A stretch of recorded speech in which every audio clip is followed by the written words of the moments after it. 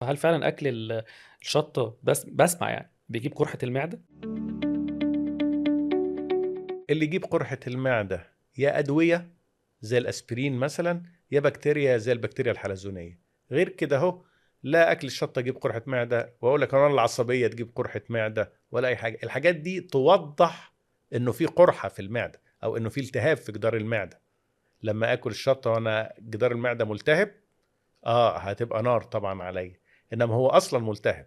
انما اللي يجيب الحكايه دي فعلا هو نوع من البكتيريا، وده مشهور قوي الحقيقه عندنا في مصر، البكتيريا الحلزونيه. هتلاقي جزء كبير من الشعب المصري عنده، او ادويه زي الاسبرين. عشان كده نرجع ونقول انه مش يا كتر اخوانا ما. الاسبرين وكتر المسكنات بالظبط. واحده من اضراره انه ممكن يؤدي لقرحه المعده.